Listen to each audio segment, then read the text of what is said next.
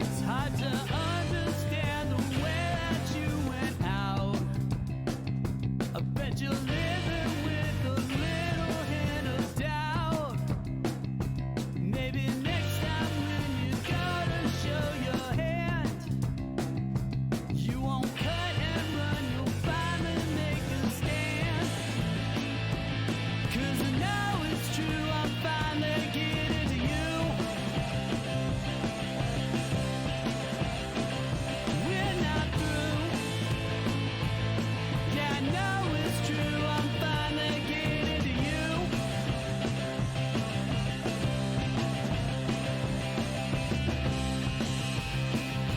Existential questions always get you down. All you want to know is, are we lost or found? Is there something that you feel you need to chase? I bet you thought you'd put me in my place. 'Cause I know it's true, I'm finally getting to you. We're not through. I know it's true, I'm finally getting to you.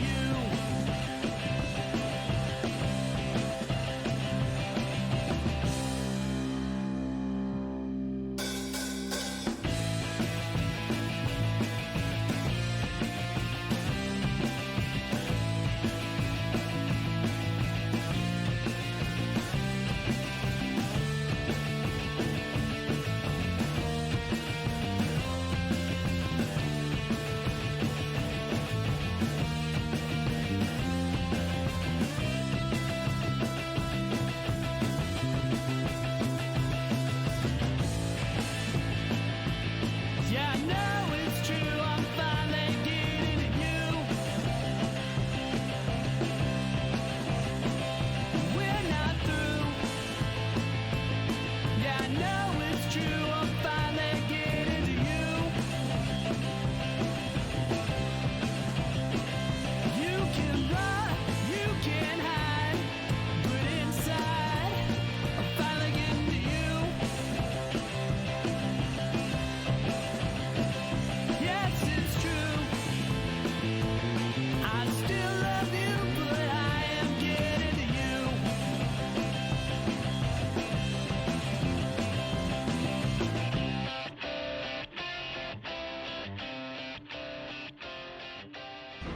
Stand by to initiate release sequencer. On my mark. 5, We're on express elevator to hell. Going down. 2, 1. Mark. Welcome back to the Resupply with me, Guy Next Door.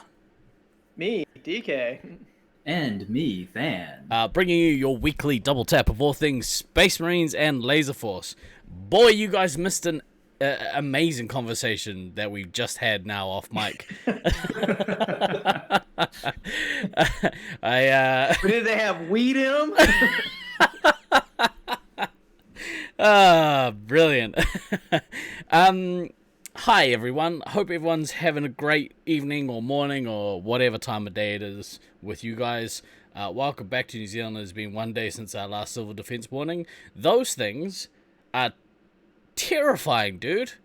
It's like the purge is kicking off. Every single time one of them kicks off. You guys, you call them Amber Alerts over there, right? Oh! No, Amber Alerts are for child abductions. Oh! Those are very, very different things. It's either Oh no. either an earthquake happened or some kid got abducted. Your country is under siege by kidnapped children. A big wave came in and took all the children away.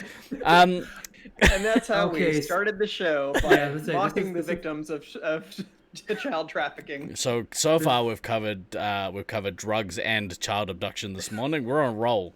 Thanks Great Morgan start today. for that for resubscribing. Subscribing. Fuck, I'm all over the place. Thank you for Too much weed? resubscribing. 4 month streak. What a legend. Thank you very much.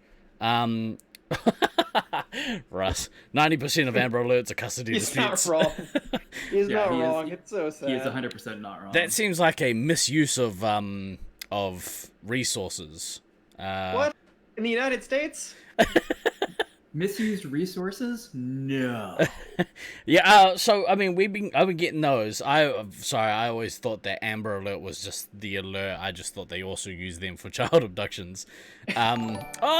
Marge has hit that subscribe button. Thank you very much. He's subscribed with Prime for 5 months. Legend. Thank you, sir. Appreciate it. It's kind of like their national motto. Yeah, so it's been a week. It's been a week here. We've had a small country full of earthquakes and tsunamis and mild lockdowns, and no NBA Top Shot packs for Steve. It's been a hell of a week. Our boy Russ got one. Is this the Top Shot stream? Yes. Yes, It very soon will be if it isn't now. There's a drop happening He's in. gonna kick us off the show at some point. He's just be Yeah. like, these guys don't even top shot. I'm gonna bring me and you, Russell. That's our show. We're gonna do NBA Top Shot show. There you go. When either one of us manages to snag a pack, there's a drop in just under an hour, and so if you see me glaze over, that's why. But how are you guys doing? How's your week been? Any earthquakes or tsunamis or child abductions happening in your life?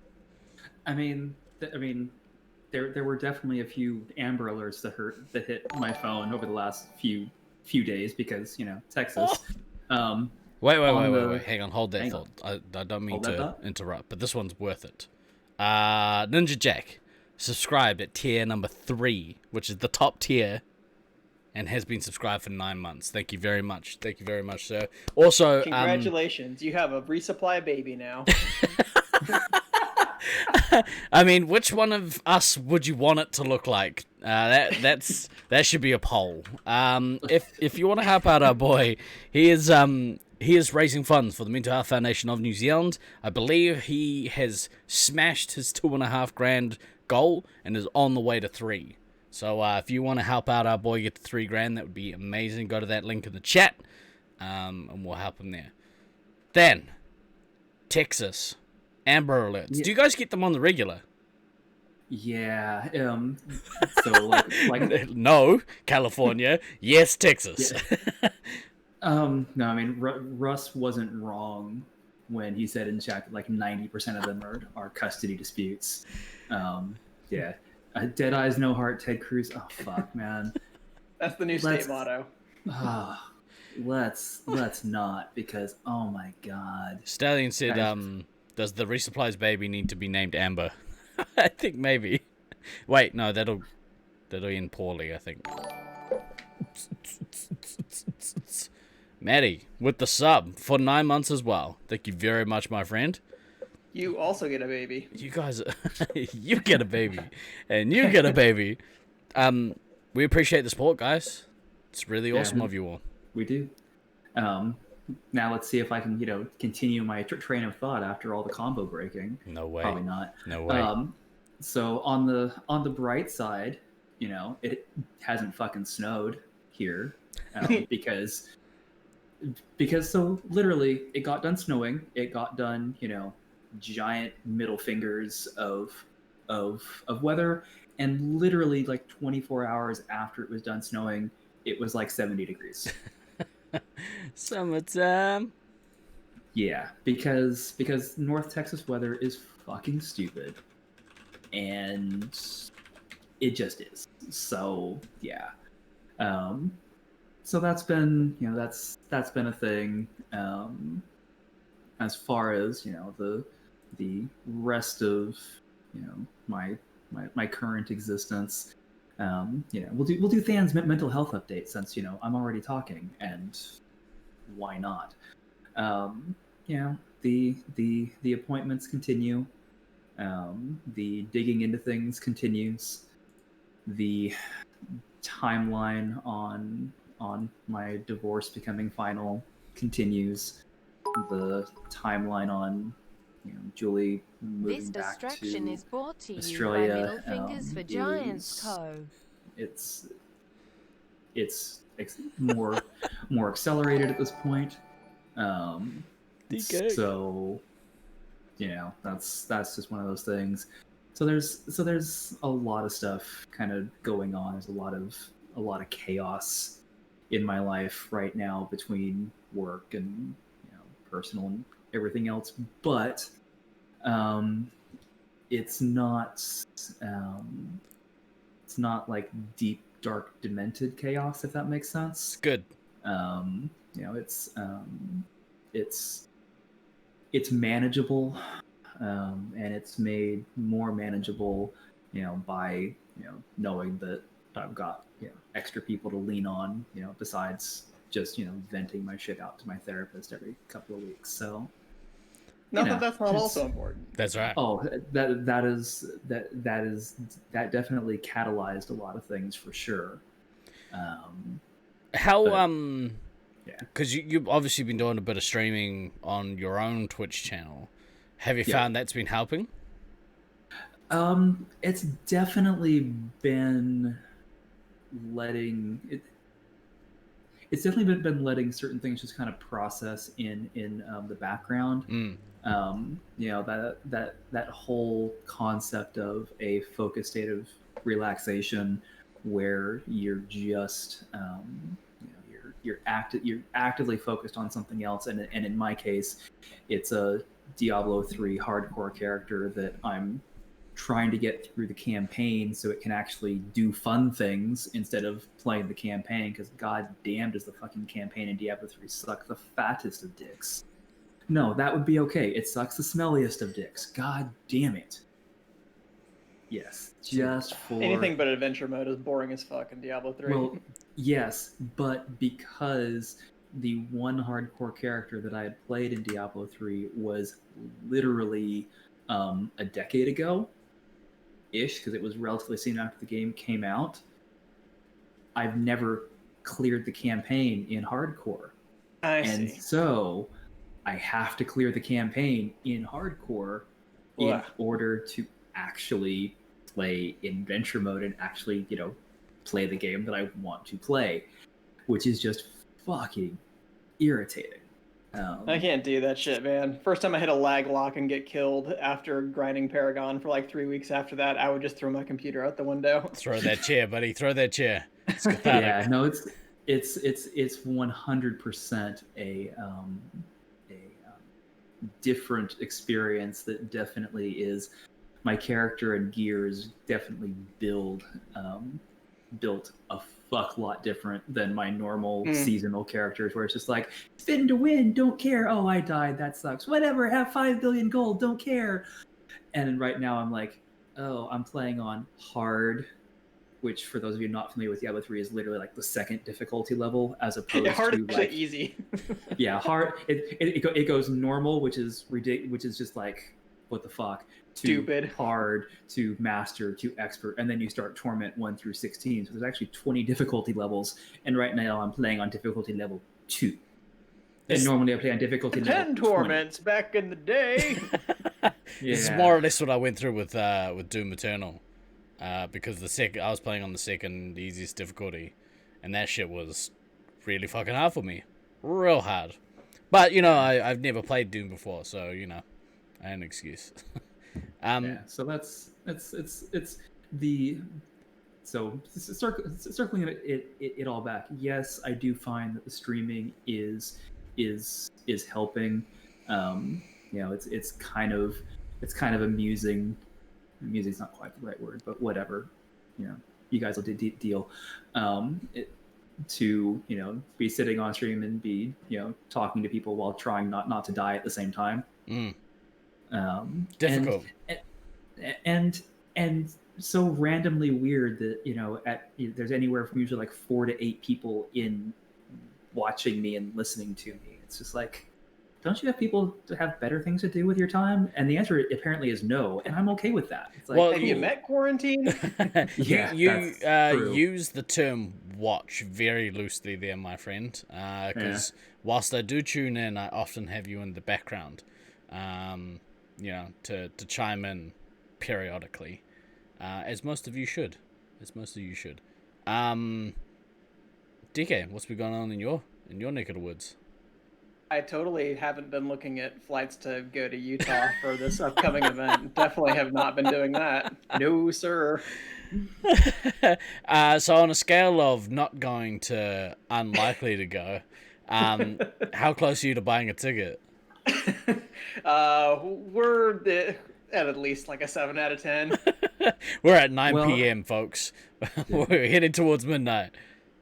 Well, and it's made worse in quotes by it's like he knows he's got certain things that he can use that would make the trip cheaper. It's like, ooh. I'm like, oh yeah, wait, I canceled a flight to Utah last spring because this whole pandemic thing happened, and so I have a credit sitting there for Southwest Airlines. So Did you get the You shot know. yet?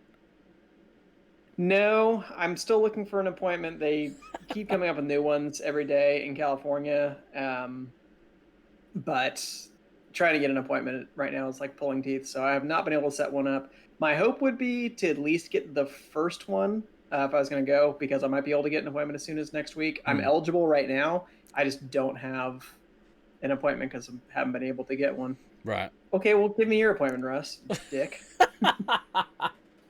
Has he got his? Yeah, he said he got his. So day 2 Yeah. was shit. So now he's going to be even more insufferable lecturing the rest of us.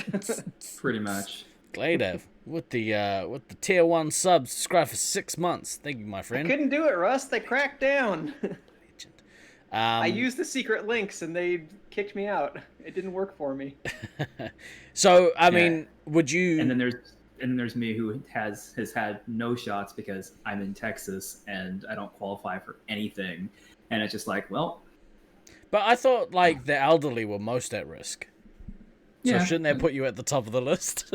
100%. I got you right away. Yeah, I was watching your face for the reaction. So, well, yeah. The right now, honestly, the biggest barrier is that I have a big avalanche of work that is coming into my inbox essentially the day that we would want to start playing, because I wouldn't be able to go until Monday morning at the earliest, so I'd probably miss the first night at the very least. It's not like I can't grade stuff there, but I don't know. So I'll keep thinking about it. But yeah, the FOMO is starting to kick in. Well, but the other thing too is like it's not a tournament. Yeah, right. I know. I know. It's a whole bunch of members nights, so it's if you miss Sunday, it's not the end of the world. Just throwing that out there. I suppose it's the cost versus how much Laserforce you get, right? I'm not even worried about that. Right. Put me on the plane, suckers. That's not the issue. I'm worried about this little thing called COVID. I don't know if you heard of it. We don't have that. Oh no, that's not. I can't even say that even anymore. We do have that here. Ooh, look at us. Ooh, we have 10 cases. Oh, no. There was the whole thing about like the people that got it. They went and got tested and then like went to the gym or something. And also some people went to work after getting tested or something like that. And it's a weird thing because the instant reaction from the entire country was like, fuck those guys. Yeah, but some people don't have a choice. The tsunami. Let's build a wall. We're gonna use them, and they're gonna pay for it. Use them as a human shield. But the whole thing, did they roll off a treadmill and spread it through sweat? Yes, they did. Rule it out. Bro, clearly I have not been on a treadmill since. And that was 5 years ago. The KFC was in Botany. Yeah, so they went to work at KFC. But, like, I mean, Botany's not, like, certain areas of Botany aren't that affluent. And, like, people often travel for work. So, there is a potential situation that it's lower socioeconomic, like, needing the work. Whatever, I don't know. I mean, by default, everyone was just like, fuck that guy. And then, it is what it is. Cheers. It is. Cheers. Right. Shall we talk about something to do with Laserforce other than like DK's mad FOMO? That's yeah, an ongoing actually, topic. we Yeah. totally should, because we actually had some breaking Laserforce news today. Did we? Which was we did. real super cool. I say we super take cool. off and nuke the entire site. So from orbit. for there are many of you in chat and that know Thunder I say we from take St. off and George, our nuke the very entire own site from Brandon orbit. Nicest, one of the nicest people in the Laserforce community you will ever meet. Fantastic human being. Will wreck your shit in no time flat inside the arena and just totally be ambling around while he's doing it, and it's so fucking irritating. It's so weird. Lol, he's a fake. He's a fake. Yeah, he's ridiculous. Jealous, bro. Jealous. Totally jealous. Well, Snuffs off the top rope. Yeah, so in breaking news today, and I'm sure that some people have known this for a little while, but it got made Facebook official today. Brandon and a couple of business partners have bought a family entertainment center in a city in Utah. What was the city, DK? Cedar City. Cedar City, which is literally like 60 miles or 100 kilometers north of St. George. And so he is the latest of our player base to become a site owner. Now, we can only assume that Laserforce equipment will be going into this FEC, but I would be very, very, very disappointed in him if it's not. Yeah. Oh yeah. If it's Permaban. not, Oh jeez. if it's not Gen 8 going in. I Well, don't see even any reason like why it wouldn't be. Yeah, I mean, even Gen 7 would be fine, but like, yeah, Gen 8. If you're opening a new arena or a new FEC with new everything, why wouldn't you? Why wouldn't you go with Gen 8? It's shiny. It's like high tech. It's the best one. Why wouldn't you? Yeah. So that is literally the breaking Laserforce news for today, and so hopefully, when I'm there, next week, I'm so fucking excited about this. Oh my god, it's like eight fucking days until I travel, and I am so goddamn excited. And no, Russ, I don't want to hear you bitching about me traveling. He doesn't care anymore. He's got his vaccine. He's like, fuck the rest of y'all. I'm not gonna die. That's fair. Yeah, I'm hoping that we're gonna be able to make a trip up to see his new facility. They're in the process of painting and doing some remodeling and all that stuff. So yeah, hopefully it's a thing that we get to do. Yeah, and Russ, you can look anything you want. I've heard that about you for sure. Did you I'll see invite you to something right now? Did you guys see what that site used to be called? No. It was like Fiddler's Entertainment Center or something. And it immediately made me think of Those Who Shall Not Be Named, who up in the East Coast, or used to be up in the East Coast. Yeah, I was gonna say, do you want to put in some other breaking Laserforce news for that story? I watched that again. I won't talk too much about it. I watched that recent video, and like, you guys, man, with your sensationalism, like, dude is a bad dude, but like you invert like the colors in the camera and put a red background on, and Bobby Newport. Right. But congrats, Eves. I look forward to coming and playing in your center. That would be friggin' amazing.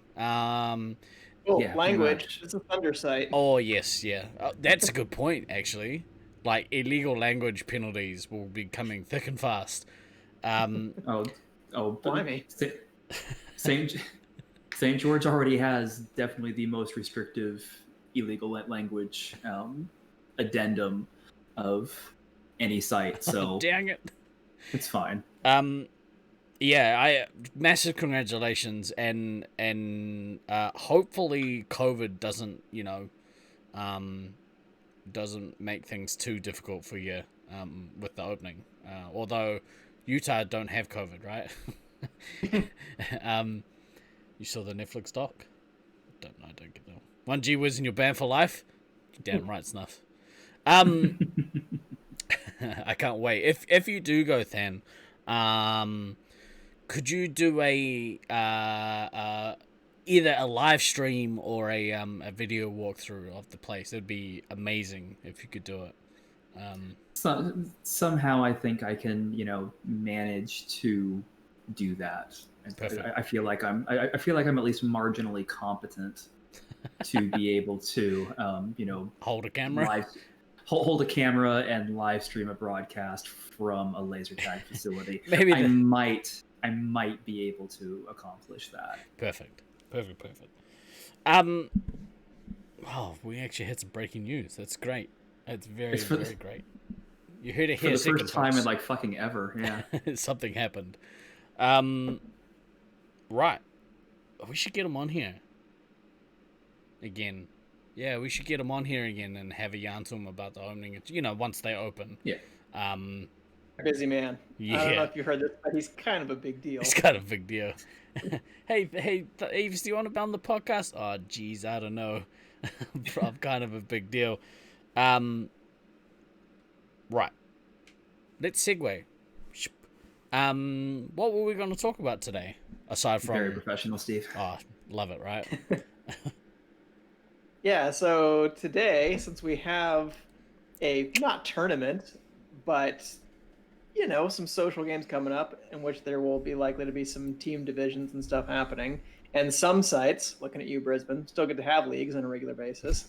Thought maybe we'd talk about when you're setting up a league, how do you decide what your structure is going to be? How do you divvy up teams? How do you structure the league? All that kind of stuff that you would deal with. Mm-hmm. So have you put our guys options on the table?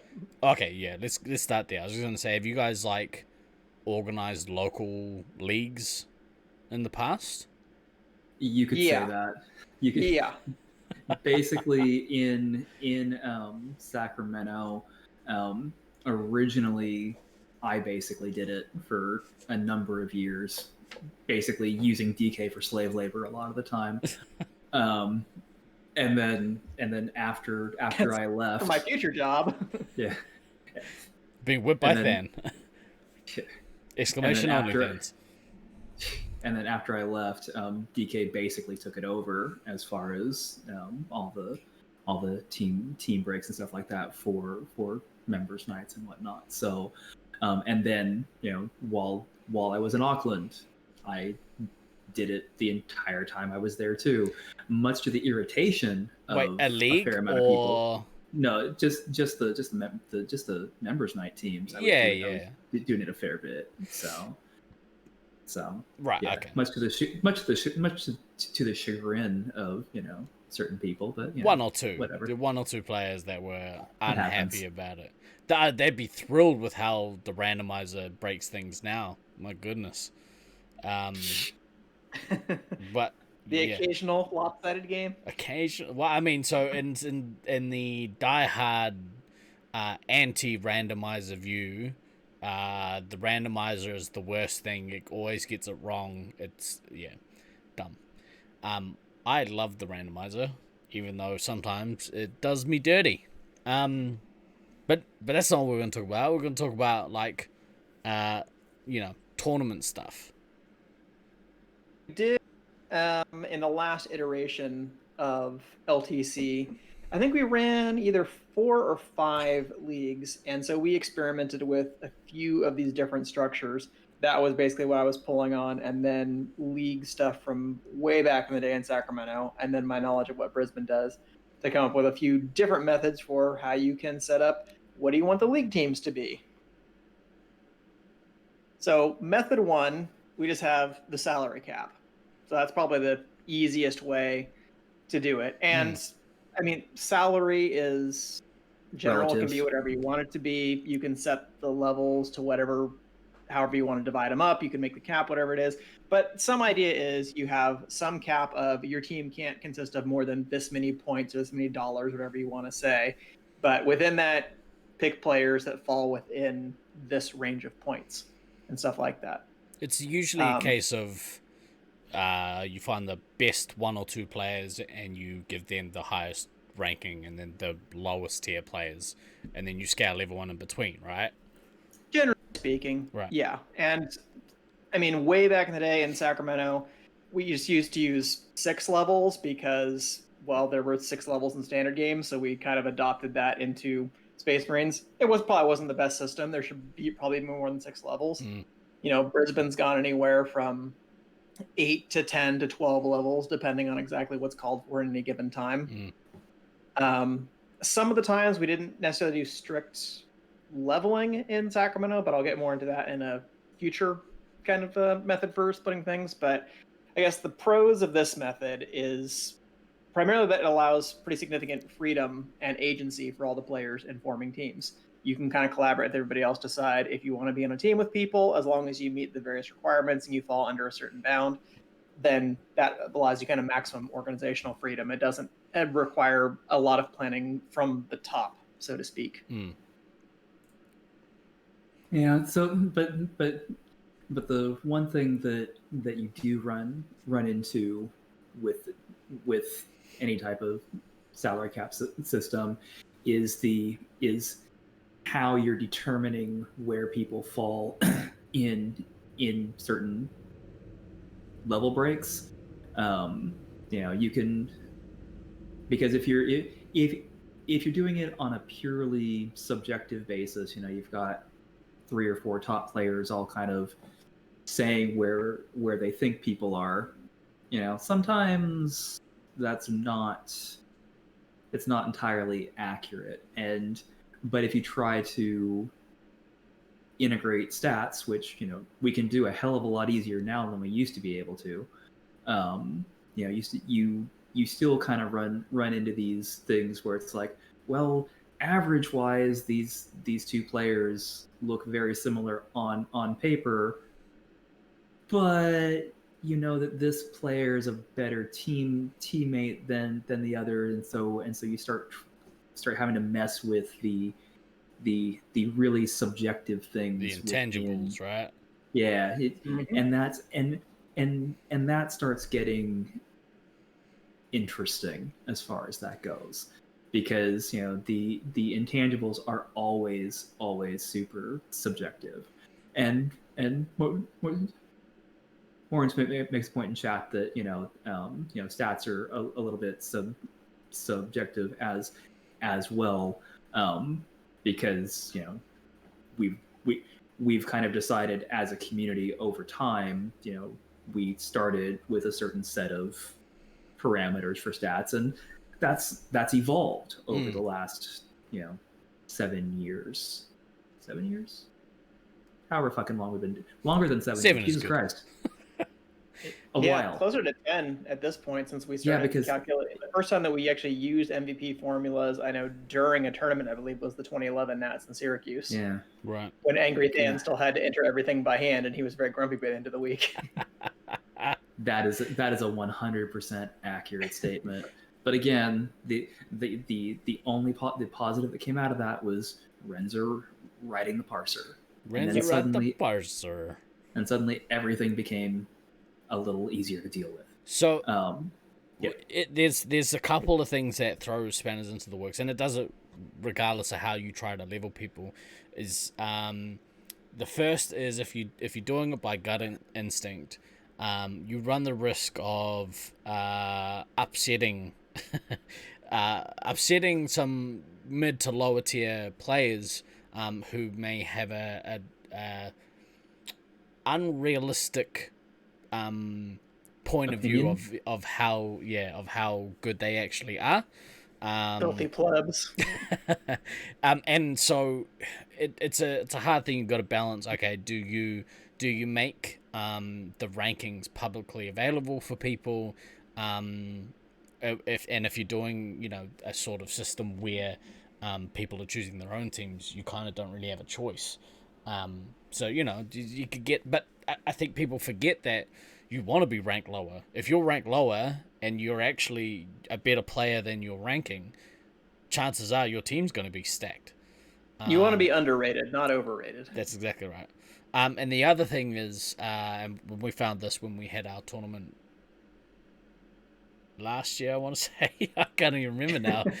Who knows? Time is a flat circle. Wow, it's lost all its meaning. Oh, true story.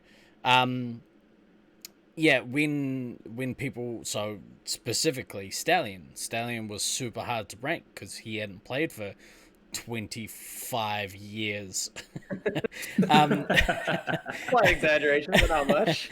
But he back when he played, he was like a very competent player. And so you add it was 14 years. I was close, rounded up. That's way up. That's Northlander. Who rounds to the nearest 25? What kind of fucking rounding is that?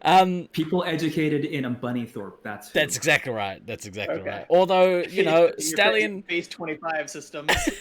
Stallion lives closer to Bunnythorpe than I do now. So just saying.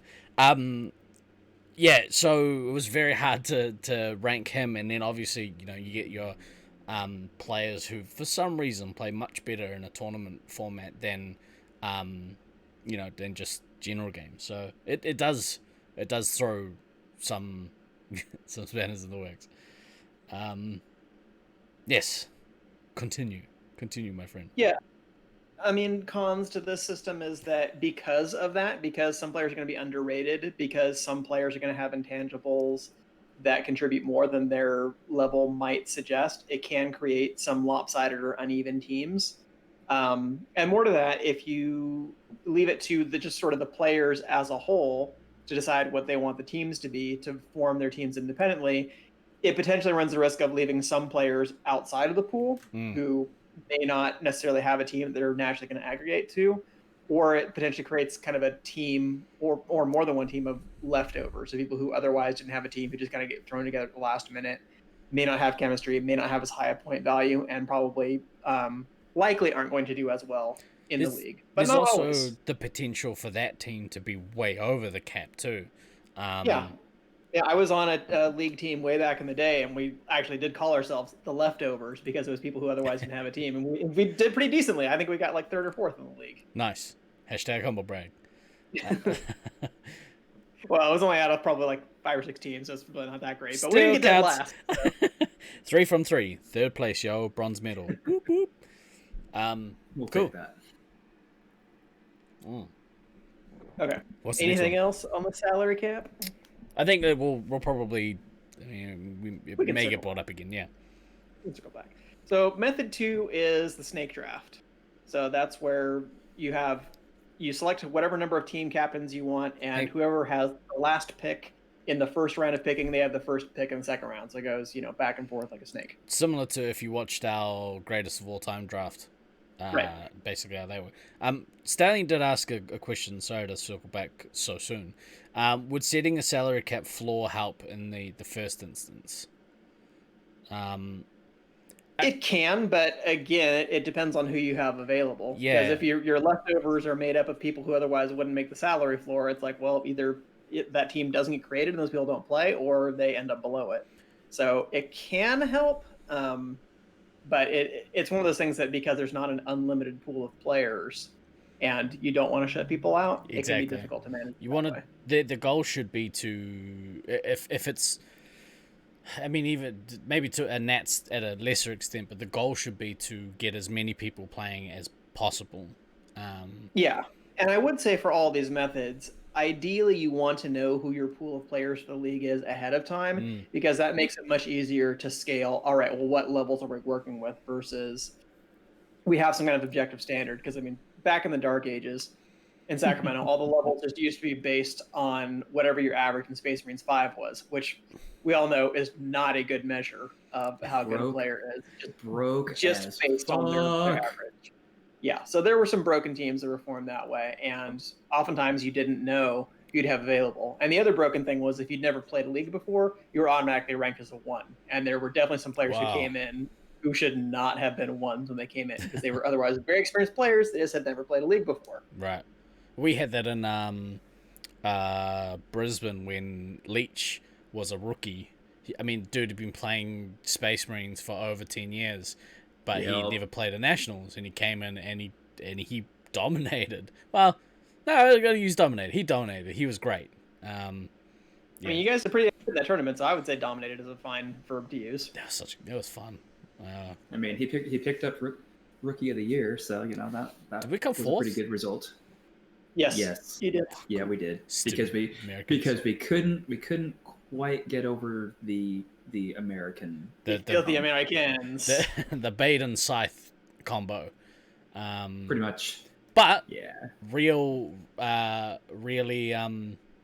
competitive games. Really competitive games. Hey, Si, what's up? We were just over here giving you some love. That's what we've been doing. Sorry. Option 2. DK, So yeah, rudely interrupted. so the snake draft. So you pick out however many players you have. You decide in advance essentially how many teams you're going to have, so that way you can assign either the captains or, if it's not the actual team captain, at least somebody who is responsible for drafting. Most often, when we use this method for Sacramento leagues, we just took the de facto best players. They were the captains because they were going to be the top tier players. They're going to be selecting from the next rung down. I guess the pro to this method is that it's much more likely to produce balanced teams because you're just sort of selecting players in relative skill order. Obviously, there may be disagreement between captains as to who is more skilled than another player. You may pick up a player that you believe to be less skilled overall, but who might be, again, a better teammate or a good kind of glue player or good in certain situations because you need them to fill up that role in your team. But it is much more based on sort of the judgment of the captains and is more likely to produce a kind of even split across teams. The con to this is it will certainly remove some agency from players in team selection. It can create potentially an unbalanced team depending on skill gaps in certain parts of the draft. Like if you have 4 teams and the top 6 players are very good, but there's a big drop off, well, then 2 of the teams are probably going to end up as much stronger because they have the top second tier players as well. So that can create unbalanced things, but that's just something that generally happens. It may end up rewarding the best player if they're the captain who has a high draft pick, and so they may end up with another very good player. It could potentially punish captains who aren't as consistent of talent evaluators. So it kind of assumes that the best players are always going to be the best at picking out talent in other players, which isn't always the case. Those two things don't have to go hand in hand. And removing the agency from players in some situations, not everybody may like that. Somebody may end up on a team, drafted by a team that they don't necessarily really want to play with. So removing that kind of agency does come with its own set of pitfalls. It's interesting because, I mean, intangibles is a big thing there too. Like leadership, like you said, like leadership doesn't necessarily go hand in hand with skill level. Like you can have some great players that have no leadership qualities and struggle to give their team direction if they need to. Yeah, exactly. Which actually, like in my years of playing, it's proved to be quite a valuable thing. Like you said it, Russ, not me. so like, you know, us having direction as a team from like the difference between our team in 2005 and 2006 when Than was Than decided that he'd like to play with us. You filthy casuals. That's the story that we're going with. Okay. Yeah. Okay. Yeah. It was your fault. The difference was massive. Like I think we on paper our team from 2005 was really talented, but we had no leadership. And then you remove a couple of pieces and add Than's like lengthy history of being able to lead people in the Laserforce arena. Yeah. was a huge difference. I wasn't quite sure where you were about to go with that, and I thought we were gonna have to like mute the stream or something. Exclamation earthy history. Exclamation OnlyFans in chat. Steve's a terrible leader, can't even follow the rules. You damn right. Hey, rules. We can say that. You can't say that. Rules are for suckers, mate. Yeah. So, there are some interesting things there. Also, like, usually you don't have an even number of those high tier players. And so you're right. Like, oftentimes getting a front loaded team can actually, like, make a big difference.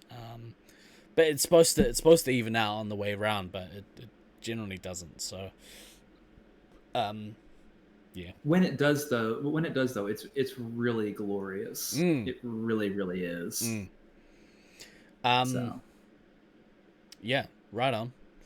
Did you have any cons for that method? Well, sorry, did you go through cons? I can't remember. He went through multiple cons, bro. Obviously, you were not paying attention to the conversation. I just wait for my yes, right here.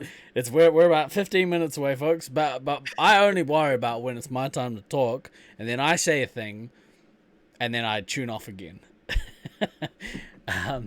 If you end up with imbalanced teams in a snake draft, what about some role restrictions to try and even up the teams? So yeah, I think that'll come into that. Yeah. Yeah, like that's going to be, I think, sort of part 2 of what we're going to talk about is also not just how you select teams, but how you select positions on a game-to-game, round-to-round basis. And which I guess that is a potential correction you can put in. That kind of rolls into how you structure your tournament as well. Yeah. Also, Glader, fuck you. What is it? Dan is the opposite of an intangible. He can lead a team but isn't very good. What a son of a bitch. The problem started that conversation, to be honest. The problem is that I can't really argue with that. I am an average to slightly above average player at best. When your medic sticks his gun up for you to use as a reset, you know you've got some problems. Mate. At the time, I mean, you say average, but that's like among the elite strata of Laserforce players. Like being average among that group is still pretty damn good. Yeah, it's very good at playing Laserforce. Got some sour grapes in the chat. To my MVP meta from 2018 Nets. Oh, did you beat Russ out? Totally did. Excellent. Yeah. Oh, that's interesting. I didn't know that. Oh, that's really cool. Player, yeah, it was weird. It was a player vote. That's enough for a recount, isn't it? Doesn't that trigger a recount normally? You would think. Yeah. Show of hands. The nays have it. Instant runoff. Yeah. Yeah. And Glader saying, the medic gave it 14 hits in the last game. Hey, that was Steve-O's fault. Steve-O not being able to stop Hoodie was the reason I gave up 14 hits. I'm gonna take that blame in and deflect it to Hoodlum. That's where that blame's going. I blame Hoodlum. It's not my stop Hoodlum when that man has a purpose. He's like, "What? You need 14 medic kits? Cool. Hold my hip flask. I'll be right back." Actually, don't hold the hip flask. I'm gonna take it with me. Yeah. Get your filthy hands off my hip flask. He doesn't let other people hold the hip flask. What are you talking about? Right. What's next? Aside from bashing Than. Pretty similar to the snake draft. There's basically just a modified snake draft is the idea of a tiered draft or a tiered split. So rather than leaving it up to the judgment of the captains as to who they want to select in a given tier, you basically define the tiers ahead of time that, okay, you can select, but only from this group of players on this tier. Like round 1, here's who we agree are the 4 players if there's 4 teams who should be on this tier, who are the next 4 players on the next tier, so on and so forth. And one other thing that you could also bring in, I think, kind of that Stallion had brought up, how can you correct for that if, say, the best player gets the first pick in the draft, and they're obviously going to now have the best player on the next tier down as well.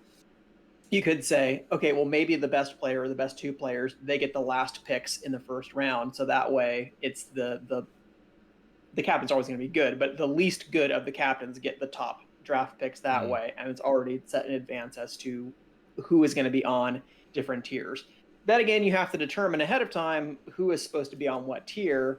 So again, it can be messy if some of the tiers are uneven, and it oftentimes necessitates kind of swapping the draft order placement in between rounds.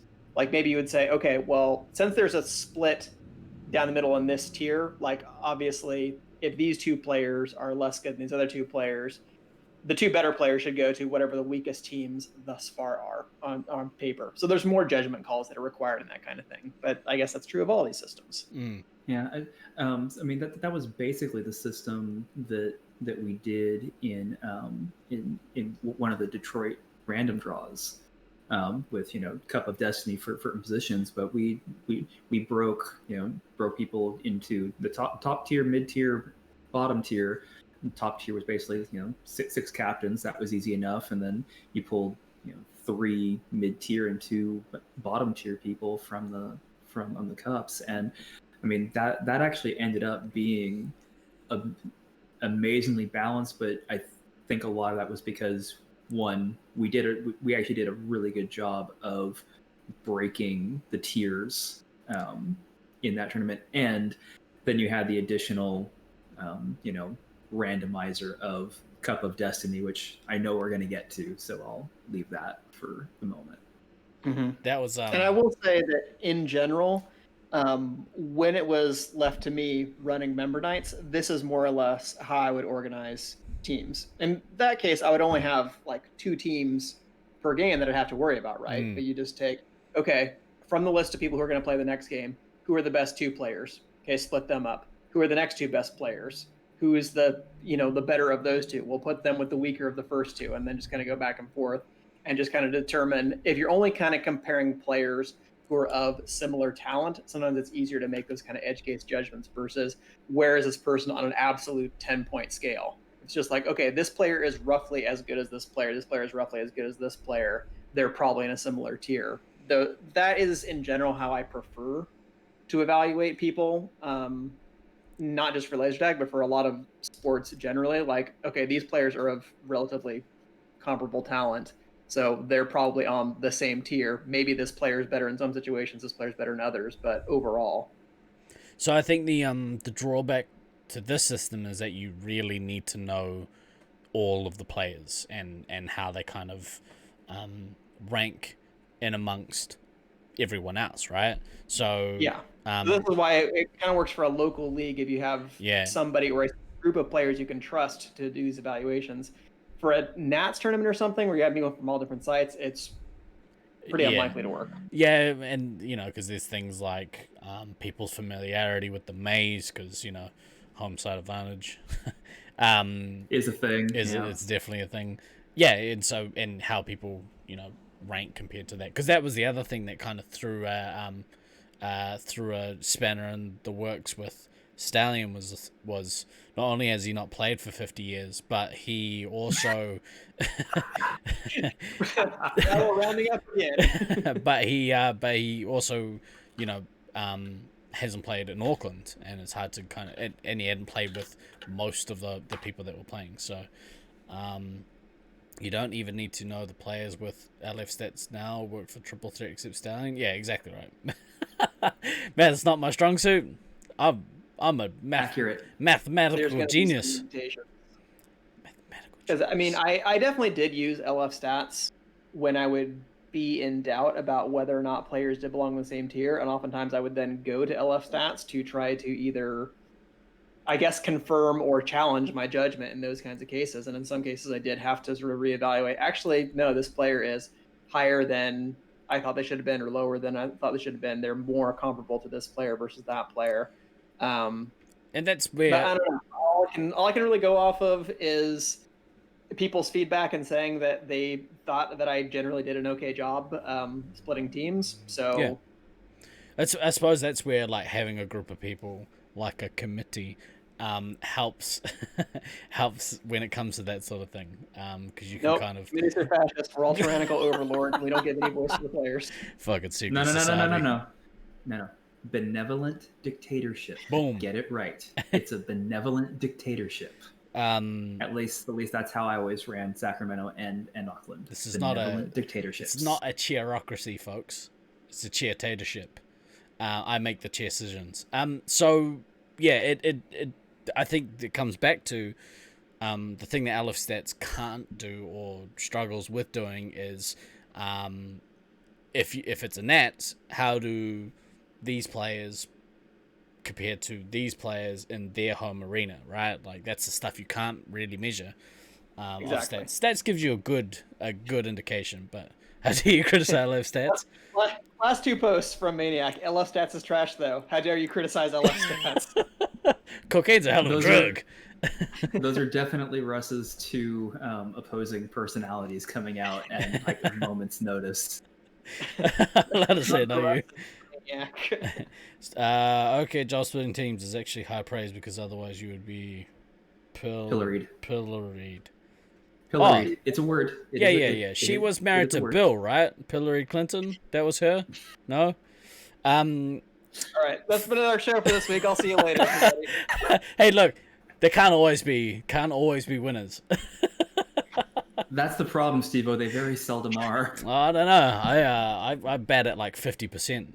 Oh, hey, Gray, what's up? Hey, I just say we take off and nuke This the motherfucker entire got site pilloried. from orbit. just in case you were wondering, we are according to Heathen, we are now 3 minutes until the new pyramid scheme drop.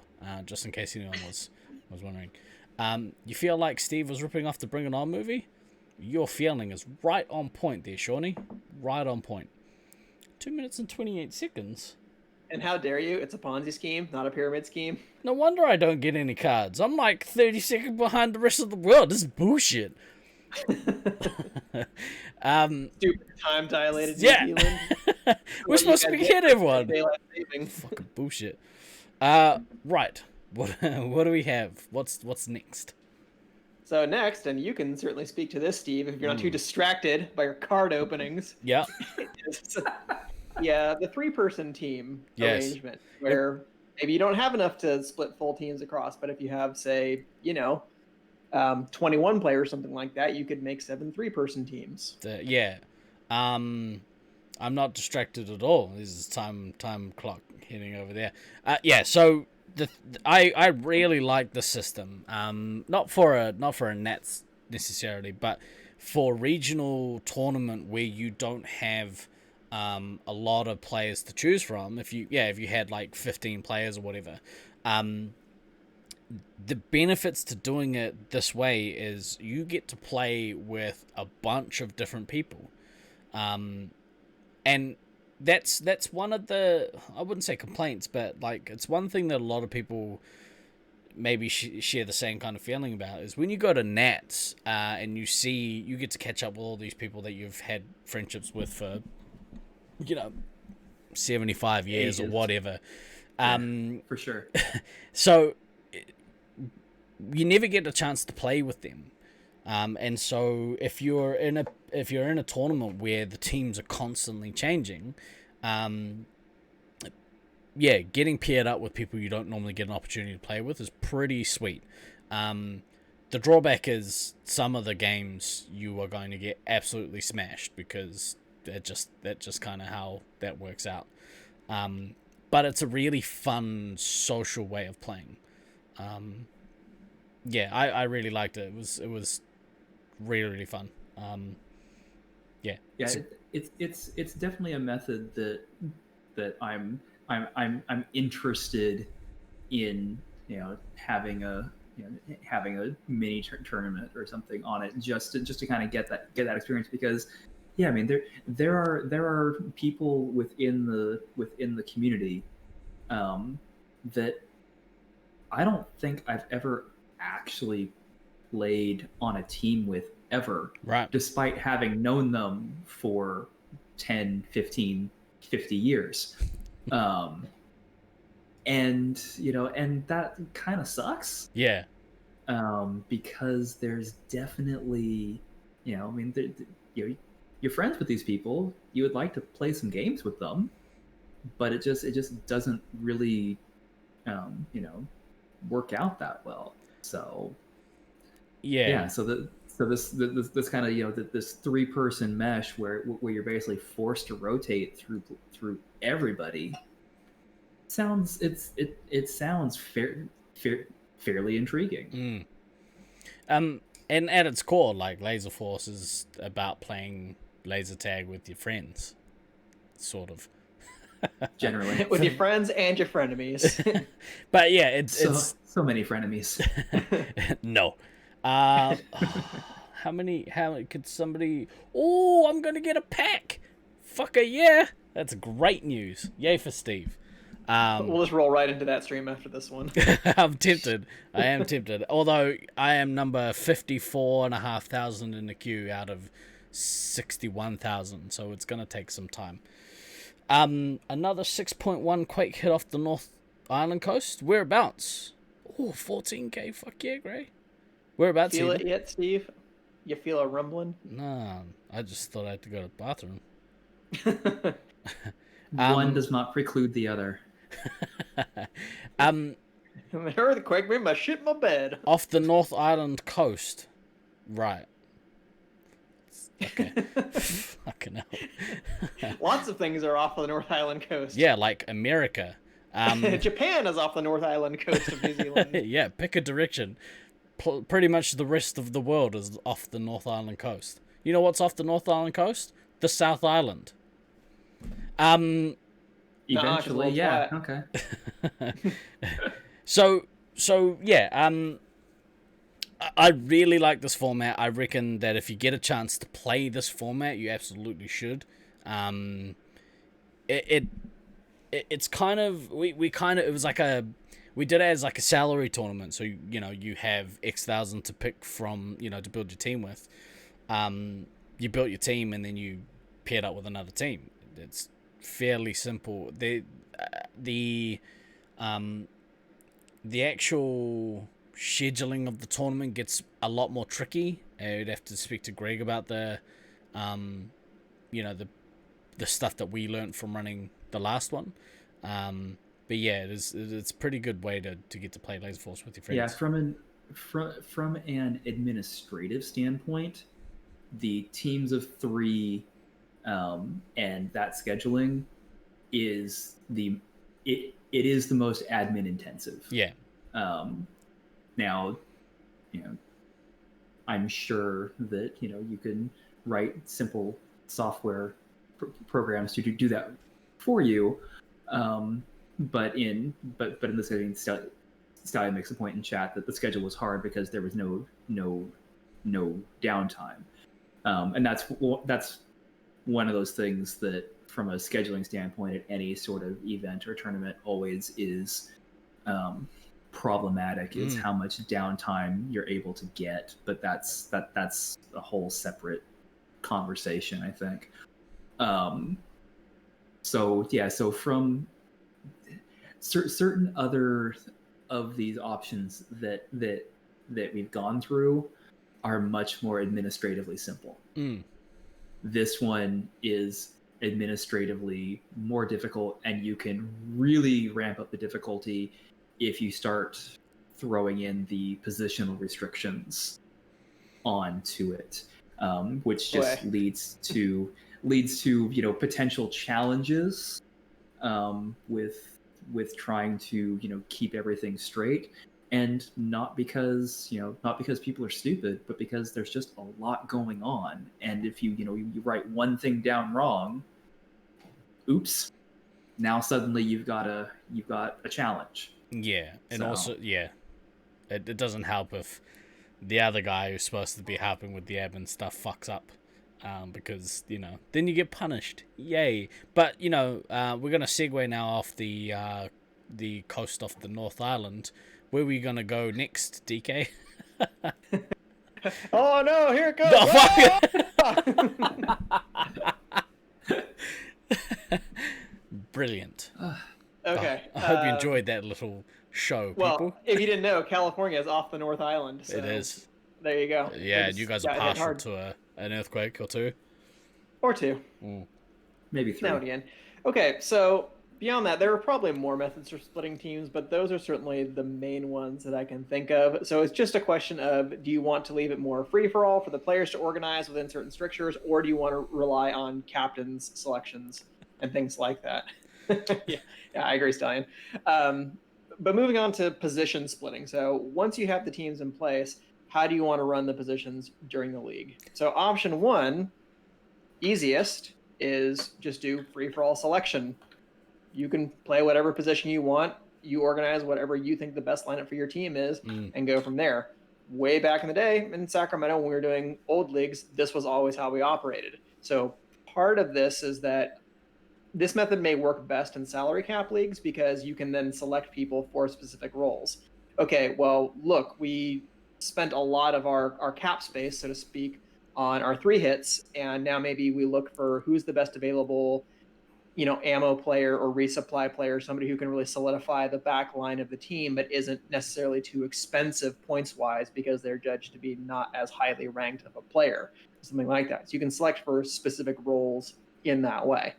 Again, obviously, this can get boring over time because you're playing the same thing week in and week out. It will really sometimes magnify the difference in skill between certain teams, especially those top level positions. It will play much more like a Nats will, where like the cream's naturally going to rise to the top. The best teams are probably going to come out and are going to win, sometimes very decisively. Yeah, this is one of those things that the team selection and positional restriction within those teams is I think you need to, going into the league, you need to have an idea of what you want the league to be. If are you going for that we're just doing best of the best that we can do, and everybody just try play to their highest level, or is the object more of a player development league where we're trying to get people exposed to positions that they may not otherwise have played much of, and I think that grounding informs like every other decision that you make after. What is the intent? Is the intent to get people games they wouldn't otherwise normally get at positions they wouldn't otherwise normally have? Oh, that's our intent? Okay, well then we need to not have a zero restriction on positions. There needs to be some metric to force people into different roles at different times. And that development can be pretty crucial too, because otherwise you sometimes start to develop the idea of this player is this particular role, and that just kind of gets to be how they're typecast over time. This used to happen pretty constantly in leagues back in Sacramento a long time ago, is that, well, this is an ammo player. Like they play ammo in every league, and that's what teams are looking for. When they get this player, they're obviously going to want them to play ammo. Oh, this player over here, they're commander or they're heavy. Like that's their role. That's what they're going to play. And you might lose developments in those other areas. Maybe this person actually is a really good heavy. They just never get to play it. So if you get typecast, thinking you can develop this kind of rut in your mind, you can get tunnel vision and think that this person is only this one specific role, and it closes you off from other possibilities you might not have considered. Whereas if you force people to rotate around, maybe you discover something that you hadn't thought of before, and you're like, actually, that player's really good at that thing, or this particular combo of players works really well. Although Russ's point about some of us are just trash at everything besides one thing. I mean, Russ, I'm right there with you at this point. So we're good. I think it's important as well as when you make that distinction, or you decide what you want out of that tournament, you need to stick to that, because and I guess that's what the restrictions are there to do, because we ran a league years ago when Virus still lived in the country, and we had like 36 players. I think it was like a bunch of people, and a lot of those players were very new, and we didn't establish what we were wanting out of the tournament. Well, maybe we did. I think we were clear that we wanted to run it kind of like a Nats. Like the expectation is that you win. But we ran it over several weeks, and we had people drop out because they were just playing scout or resupply roles every single week and didn't get the opportunity to experience the 3-hit. And so when that league ended, so did the majority of the people that were coming to Laserforce. That, and like we were all a bunch of angry douchebags, myself included. But yeah, if you don't stick to, like, if you want to set up a development league, that's awesome. If you don't if you don't stick to it, then you will, that competitive edge kicks in, where we all want to play Space Marines to the best of our ability, and win at all costs. And yeah, in a developmental league, that's gonna lead to poor outcomes, I think.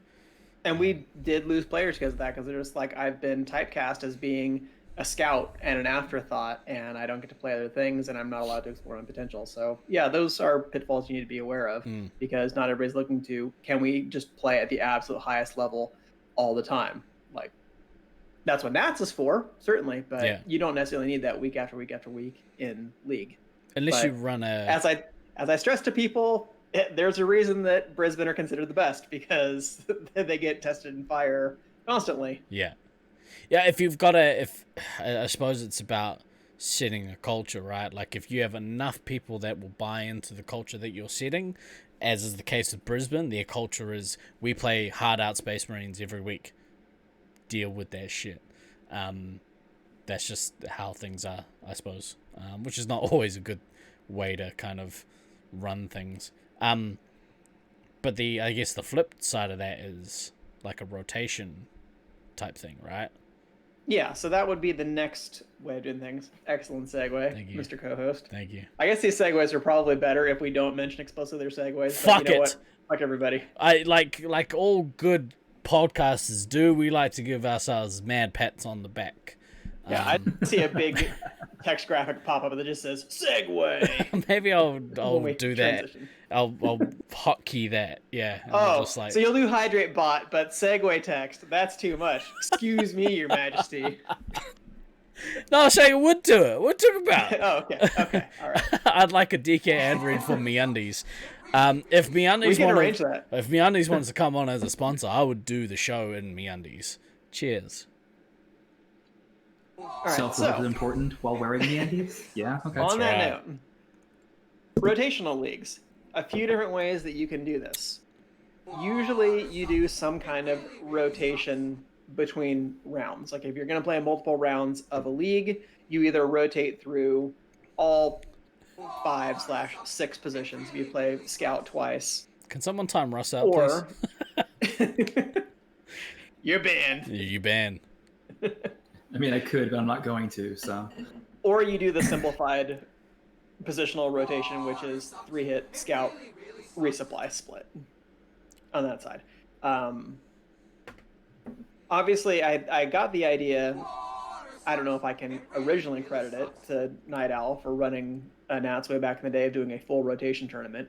But the first revamped league that we ran at LTC back in, gosh, I want to say maybe 2014 at this point, that was the format that we agreed on, was going to be, we were going to play 3 rounds and you're going to play a match against the other teams. So that was 6 games you had across rounds. You had to play every single position, but you could decide which games you wanted to play which position. But you had to play scout twice, you had to play ammo once, medic once, heavy once, commander once, etc., etc. So that obviously is a forced way of doing rotations among the different rounds. So that is one way that you can rotate positions. There are other ones, but maybe we can focus on that one first. Okay, say all that again. I wasn't listening. No, fuck you and fuck Hydrate Bot and fuck the rest of you. Dan, you want to chime in? No. Honestly, I was like so distracted. Sorry. I'm just gonna throw DK under the bus on that. No, I mean, I'm banning all of chat right now. You've abused us for the last time. I hate you all. I don't want your stuff. I don't want your bits. Get the hell out of here. Get off my lawn. But no, I mean the forced rotations within the week to week play, as it were. I mean that is. I mean, again, depending upon how you do the force rotations, whether you're just doing it as a 3-hit scout reset rotation, or if you're literally doing it through to all of through cycling through every position. I mean, that is definitely a format that one obviously helps bring newer players along as far as giving them the experience of playing positions that maybe you wouldn't necessarily normally put a level 1 brand new player as a commander. But hey, you're gonna have to do it, and they're gonna probably get smashed the first couple times it happens. But they're gonna at least get a feel for the game.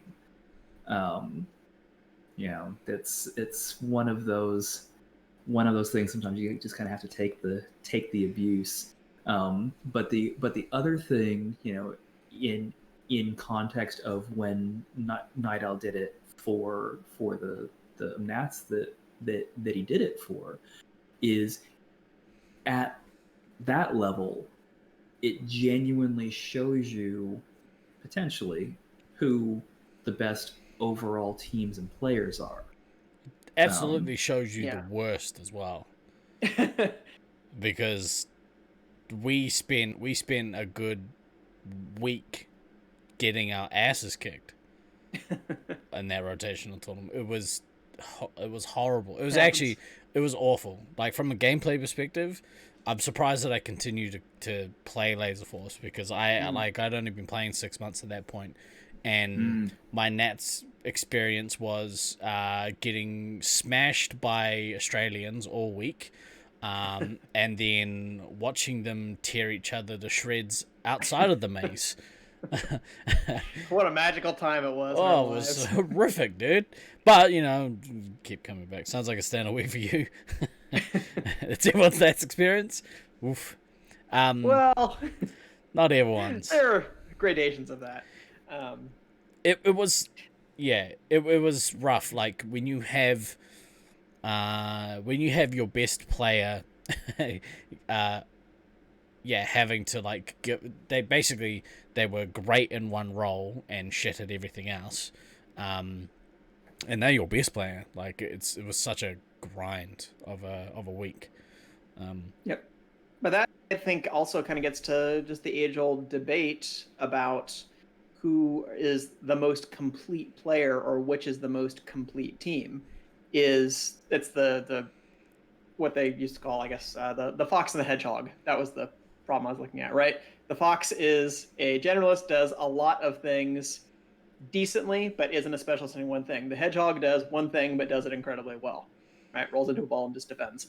Oh, I thought you were going to say runs fast and, like, beats evil... And has gold rings spill out everywhere. Evil Jim Carrey.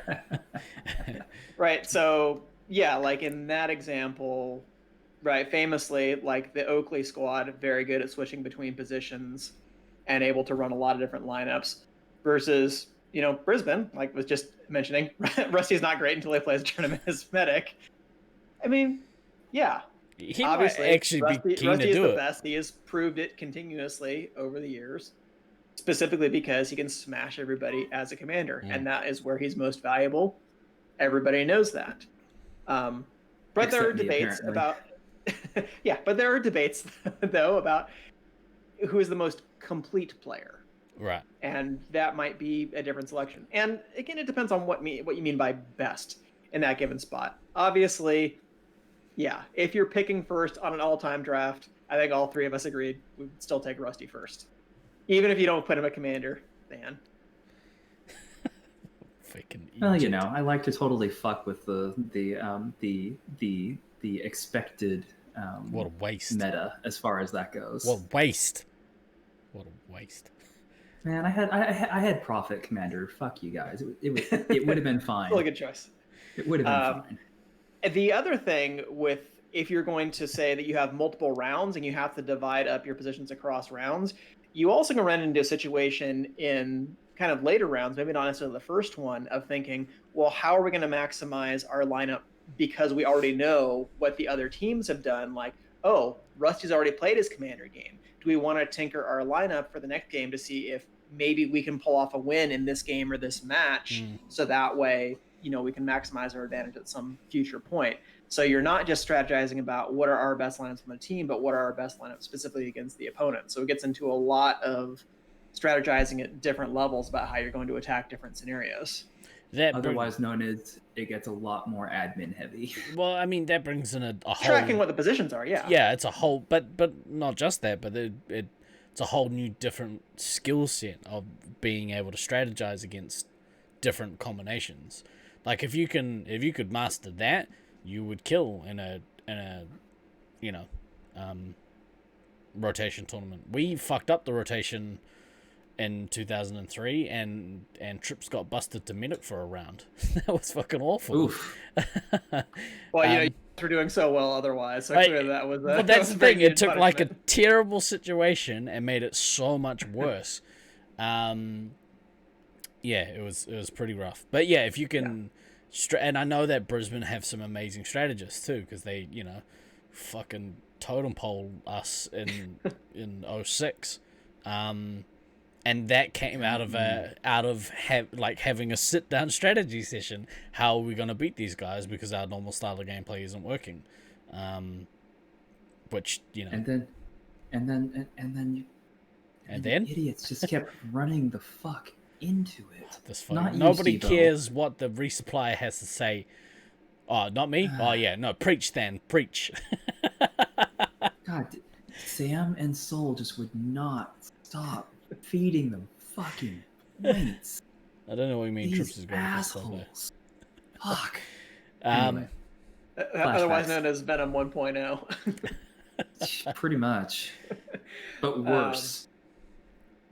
yeah. Anyway. Yeah, and it is very admin heavy, I agree. And the only reason that I think we kind of collectively agreed to do that for the first league back in Sacramento was that at that point I had a little bit more free time on the admin side, because at the time I was working a job where I didn't have to do a whole lot during the day. So Nice. there were many hours at work that I would spend tracking positions and putting together theoretical lineups for my teams and things like that, because there weren't a lot of other responsibilities. Night work. If you don't have somebody who's comfortable taking on that amount of admin work, it can be a little heavy. So Right.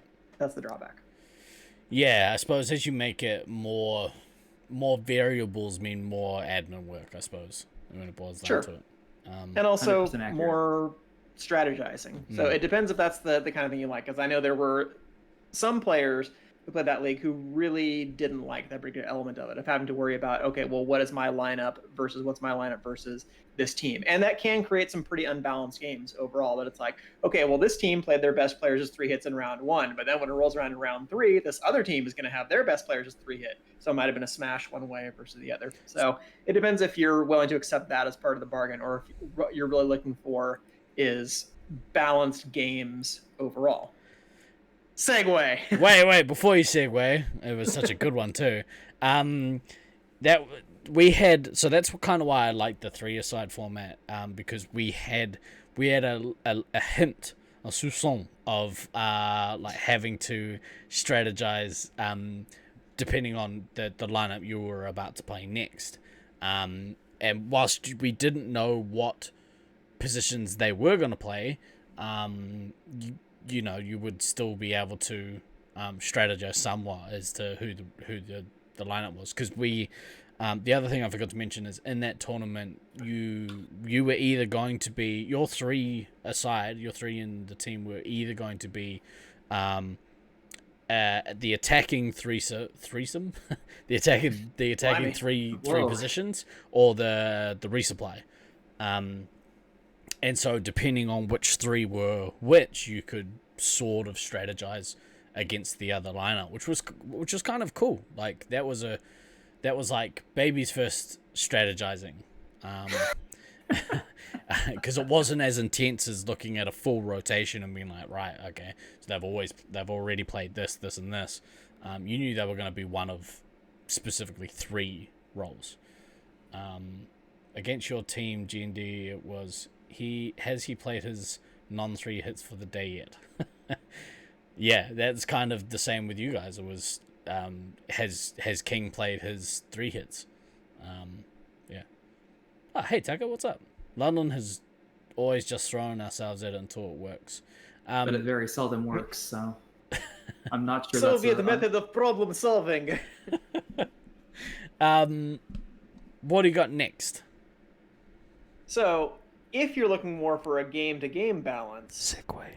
you can do, I guess what I would just call tier matching, where you rotate between teams, where essentially you have one team selects their positions, and then the other team has to mirror that based on whatever the tiering system is. So if the third best player on team 1 is selected as commander of that game, then the third best player, as agreed upon in the tiering list on the other team, has to match them. They also have to play commander that game. Brutal. So this tries to specify balance within different games, and this is basically the method of selection that I would use when I was just doing random member nights and things like that. Is what we're looking for is the best, most balanced games possible. So we're looking for to put players of comparable skill in the same position. So we'll go head to head and hopefully have pretty balanced, meaningful, fun games for everybody. But this again also depends on the idea that you have those tiers agreed upon in advance, because otherwise it gets too messy and it's too debatable before the start of a game. So that has to be decided in advance. And basically the way that we would run that in Sacramento is whoever is on the green side, they select the positions, red team has to match. So but you'll pick one game, but then you'll have to match whatever the other team wants to run in the second game. And this and the whole tiering thing, I mean, that was very much a benevolent dictatorship as far as the determinations went. I know when I was doing it, it was like, yeah, you can give me your opinions. I'm probably not going to listen to you. At least not in the immediate, unless it becomes clear after a game or two that I've done something horribly wrong, which occasionally happens. Sometimes you get a break or a tier wrong, and it sucks. And those games are fucking terrible, and you're like, oh, well, maybe I should have listened to somebody when they said something. But, that would involve me listening to people, which is not always one of my better skills. So, do you see what Marge put? Said, isn't that Than's mission statement for his whole life? Benevolent dictatorship? Not wrong. Yes. You're going to say you can tell me your opinion, but I'm not going to listen to it. Yeah. I mean, yeah, because realistically, with the team breaks, especially in the Sacramento and Auckland context, let's face it, I was right most of the time. It was very seldom I would get it wrong. So thing is, that's a big if we start fucking it up, then we'll do something different. But if people are reasonably satisfied with how the team breaks are going, then yeah, I'm going to accept that Than or myself as a reasonable judge of talent within our particular pool of players. Yeah, you get and then honestly, the secondary thing to that is the people start complaining. You do the immediate turnaround. Do you want to do it? And generally the answer was no. Then shut the fuck up and let me do my job. Go away. Yeah. And people would wander off because again, you just ask for some input. Hey, does this split between teams look okay to you? As long as you give people some opportunity to give some input on things, make them feel like they're involved, I think that that's a reasonable kind of collaboration. You don't have to have everybody deciding everything. That's right. Every single game, but you want to have at least some organization. Reasonably satisfied as how Morin feels about me in general. Okay. He'll take that. That's high praise. Yeah. I'm good. So before I weigh on this, hey Gray, if you're still in chat, because I can see messages popping up on my phone, wait until I'm done with the podcast and then do your drop in the Discord, please, so I can come watch. Everyone cover your ears. This is a message for Gray only, okay? After I'm done with these two boring fuckers and I can talk to my real friends. Steve has a problem. Yeah, I do. Steve has a multitude of problems that none of us have the time or training to help him with. So, I'm gonna come home one day and Marge will be in my house staging an intervention. You just throw fistfuls of cash at him. Look how much I made trading my ones and zeros today. Get the fuck out of I don't need to listen to. I'm internet rich. You mean other than dumb shopping? Exactly right. So the problem that I find with you break teams, or you're having player one match player one, player two match player two, whatever, is if you bro, what's up? If you have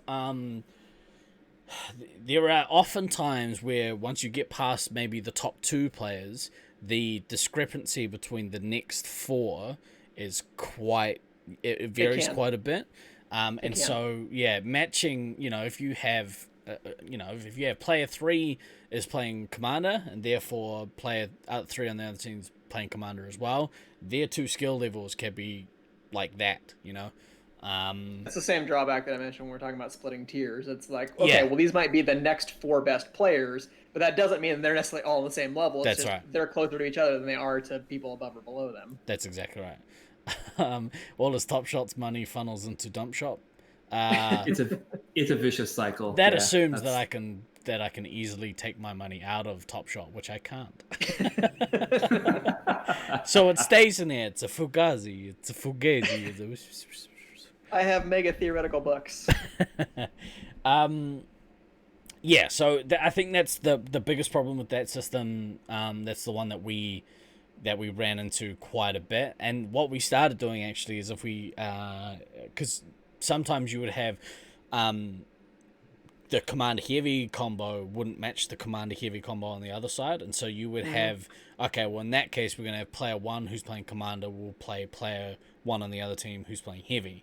Why do you turn off lights? They've shut the lights off. Earthquake. What's up, shot? Yeah. Yeah, so I think, yeah, if you can overcome some of those obstacles, then yeah, it's probably like the classic way that we used to run shit, but yeah, it's yeah. Jesus, Steve-O. What do you? All the lights. Oh, apparently. Well, and I think really, you know, the big takeaway, you know, from this discussion is that there is no perfect solution. There's only Top Shot. You know, oh, sorry. There's only a solution that, you know, works for what you're trying to do, but nothing is ever going to be 100% with any of this. There's always going to be something that prevents it from being perfect all of the time.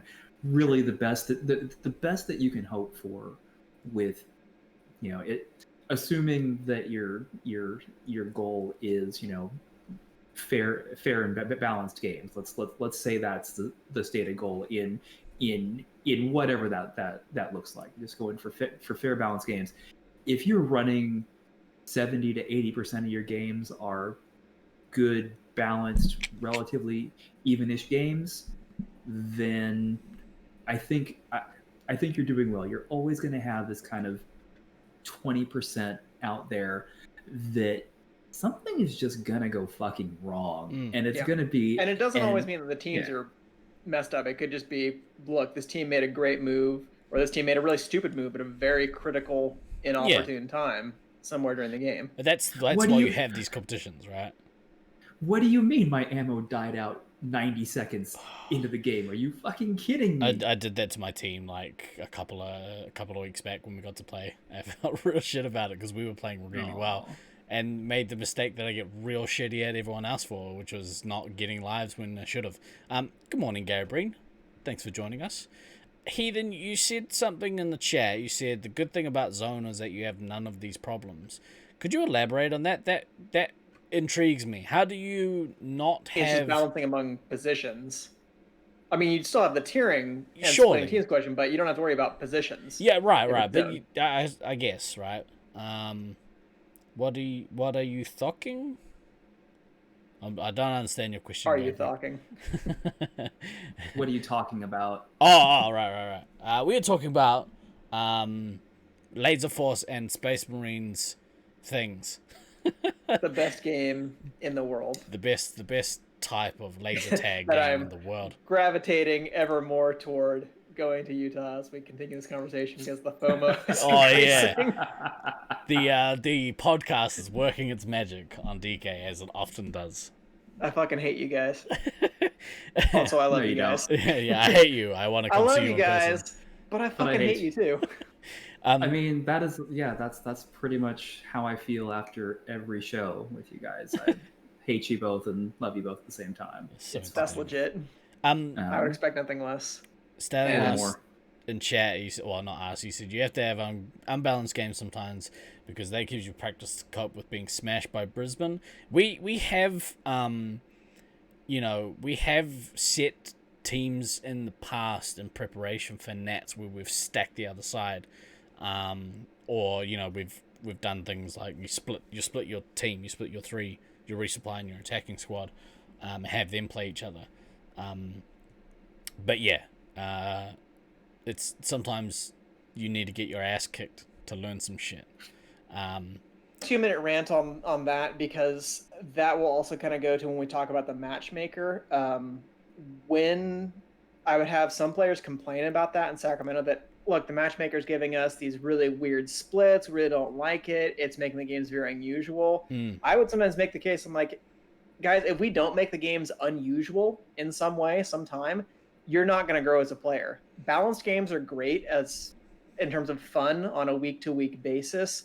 But if you really want to get better, you have to put yourself in new situations constantly. Otherwise, you don't learn anything. Yep. And if you're not learning anything new, you get stagnant. When you get stagnant, your skill starts to degrade. It's not even that you'll just stay at the same level. You might actively get worse because you get too locked into one mindset. You can't make adjustments later on. Yeah. So I'm very much in favor of, look, maybe you have some unbalanced games. Not every game that looks unbalanced from the get-go actually turns out that way. And sometimes you have to experiment with new things. So that's my 2-minute rant on that. I love balanced games overall, but that wasn't even two. That was not even 2 minutes, bro. That was like 30 seconds. So your time sense is atrocious, and I feel sorry for your girlfriend. Well, that's what happens when you're north of North Island, when you're off the North Island coast. Sugar cam. You lose all perspective. We used to have people who died on the other team relog and keep playing for Nats practice back in the day. Stop smashing the rookies, Glader, you jerk. Or you guys could just come back in and play. Yeah, or I could just go home. Whatever, this sucks. So again, to segue, you could use the matchmaker. You could use the matchmaker to split. I'm gonna start calling you Paul Blart with all the segues happening up in here. Can I be Joe Bluth instead? Yes, you can. Michael. Going down old South America way, Michael. Where did the lighter fluid come from? Segue? Mid-level players are not rookies. I guess it depends upon the context in which those mid-level players are playing. Yeah. So I know people have their complaints about the matchmaker, but whatever else you want to say, it's quick. You get people in and out of the maze fast. You get the team split. Done. Easy. No problem. I have no idea what the proprietary algorithm that Scorpion uses is. Some people swear that it's balanced. Other people say it's the worst thing ever invented. I find in the aggregate that it does, I think, tend to produce reasonably good games. It can skew things on occasion because I suspect, again, don't have confirmation of this. Scorpion or Rusty or somebody close to the Brisbane higher-ups can say this. I think when the algorithm is going through, one of the things it prioritizes is, have you played this position recently, or did you play it the last game? Because if you played Commander one game, you're probably not going to get Commander heavy in the next game that you go in for the matchmaker. So that, I think, can skew things. In any game, if there's a disparity of skill levels, if the higher player punishes any player at a lower level, the lower level players are going to leave, and they can stop good players becoming great. Yeah, you're exactly right. We touched on it before. We had an entire fucking podcast about that relatively recently, actually. So and we touched on it. I touched on it before with the first league that we ran. We just smashed all the new players, and we lost half of our player base. And if we had structured the tournament different, then maybe Auckland Laserforce would have a much different look to it than it does now. Maybe. I think also, some of the angst often chases people away. Discos do get heavy more often than you'd like, and you don't care for it. I.e. our team's whole problem in the last Utah tournament. That's some heavy privilege right there, mate.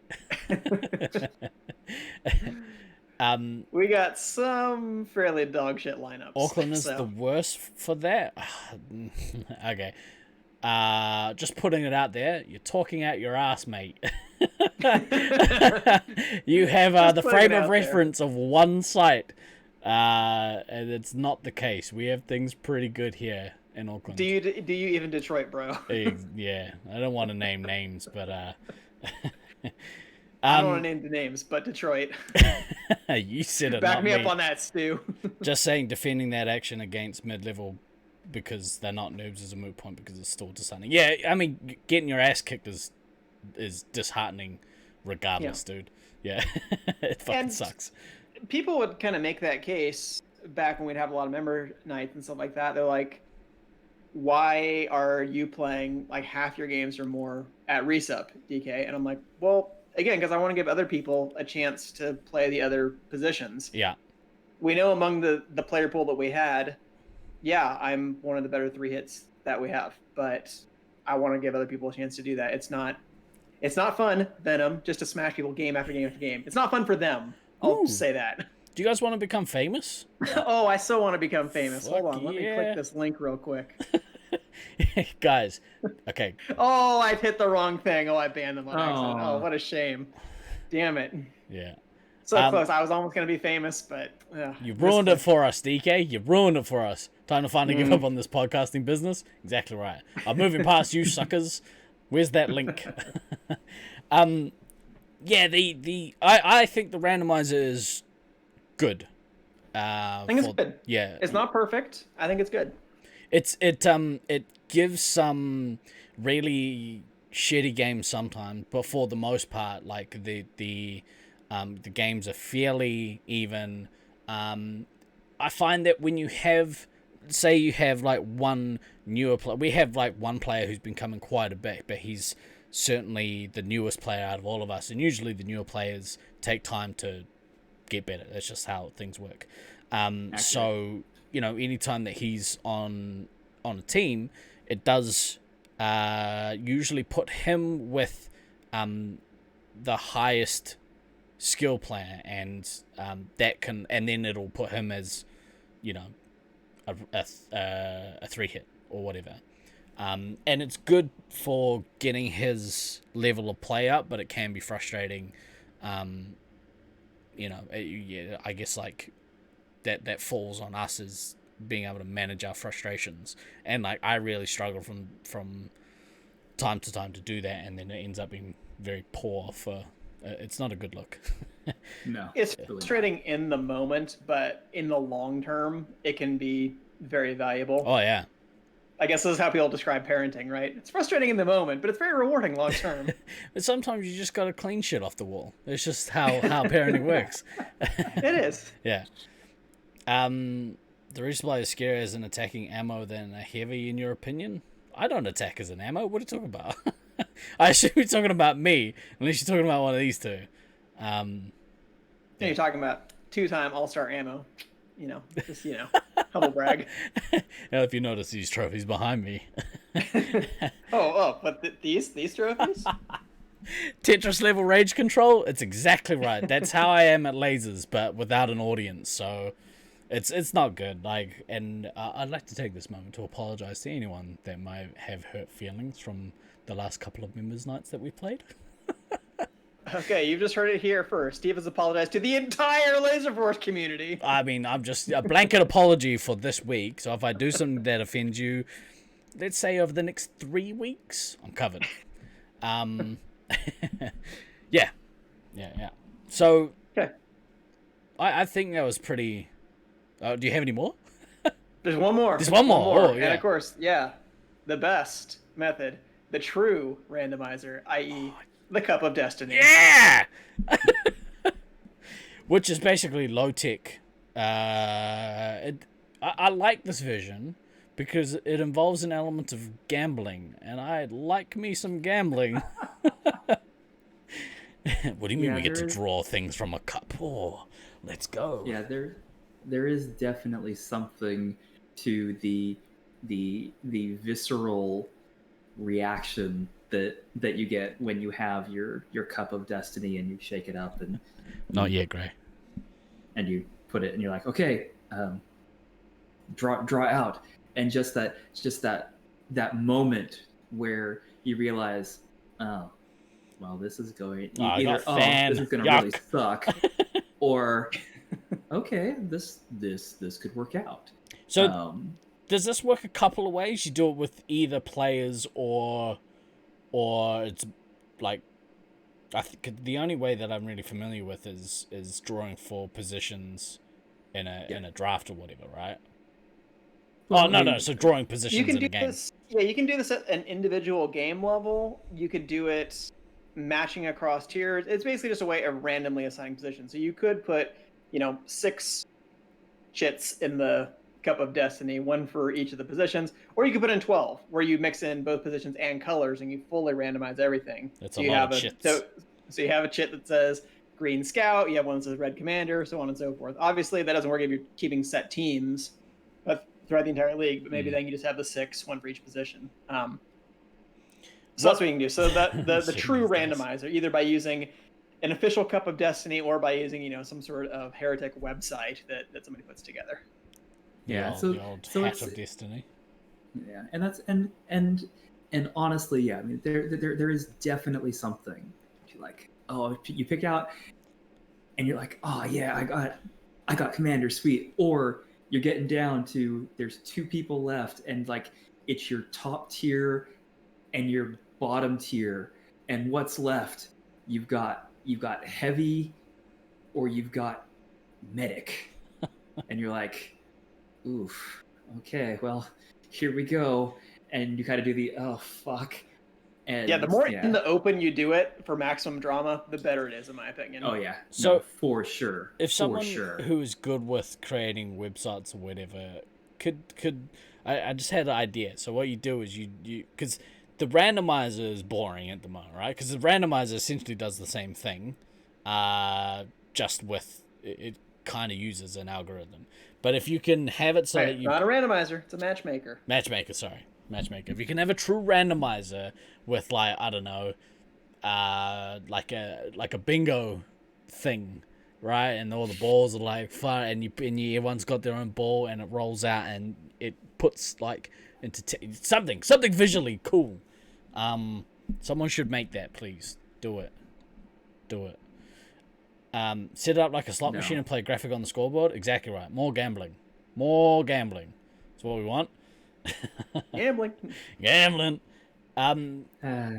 it is fun. It is fun to like have that very real pulling out a position. Yeah, it's nice. It's a lot more. You're a big gambler. Gambling is terrible, Stu. Don't do it. Shocked to discover there's gambling going on. You found You're something winning, that sir. might interest me. Is it gambling outline? That's a home run. That one. Oh shit! I accidentally banned Orange. Sorry. Anybody's posting links, You have to pay at least $1,000 to get Commander. I pay it. Oh, sorry. Commander's a DLC. You didn't, It's the EA method of your membership only covers Scout. Sorry.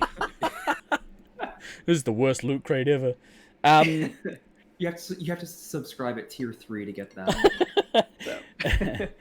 Maybe I'll use the other 90 seconds of my 2-minute rant, since I didn't apparently use all my time to finish off here and talking about something else, which is for finals, whether or not you keep these systems in place. Because one thing that I guess is an unpopular opinion, but that I've stressed for all these random draw tournaments and random draw leagues, is that, in my opinion, the finals should always be team choice in selection of what they want the positions to be. Right. I think for the finals, it should be, what is your best lineup?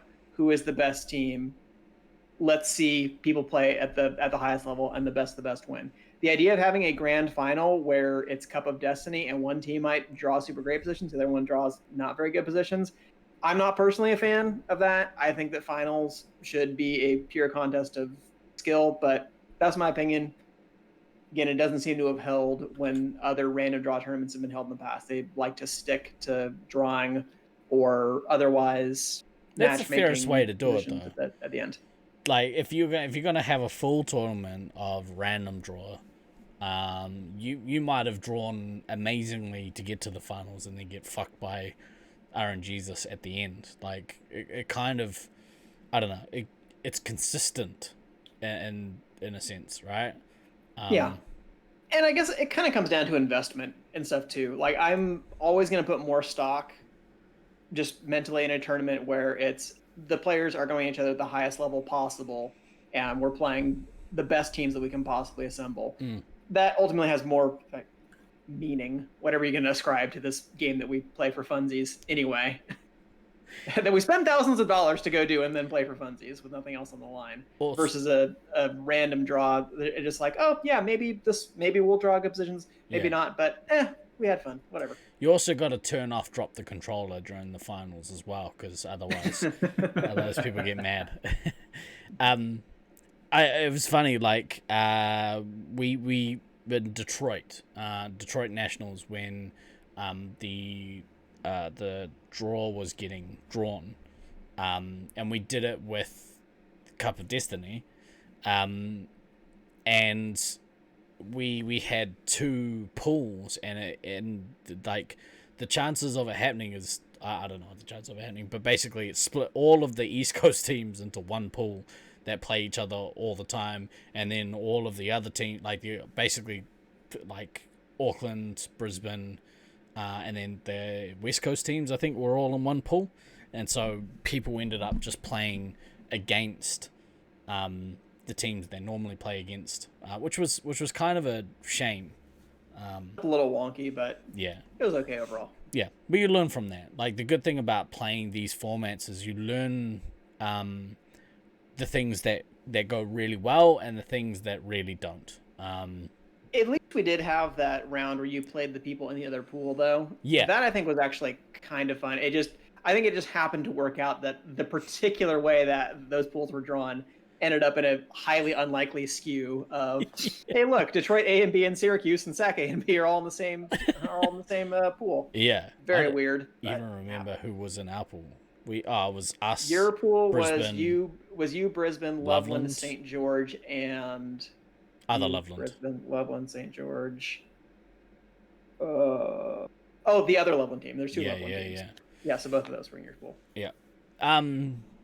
Yeah, so yeah, the more opportunities you get to do using these methods of play or methods of setting up a tournament, the better. And if you are going to host a tournament, my suggestion would be to reach out to other sites who have run tournaments like what you're thinking about doing, and pick their brains as to what they like, mistakes that they made. I mean, we that's kind of why we talk about it here, but mistakes that they made, things that they could have done better, things that they would have changed, things that worked really well, and hopefully that'll help to improve your overall tournament experience. Because at the end of the day, this shit's supposed to be enjoyable. You're supposed to love it. I mean, we do, but why not love it? Yeah, it's always better when you're having fun and not completely frustrated. Yeah. When you've traveled to play. You love it because you want to love it, not because, you have to. Yeah. It's like a family member who goes to prison. You don't want that to be the relationship. Yeah.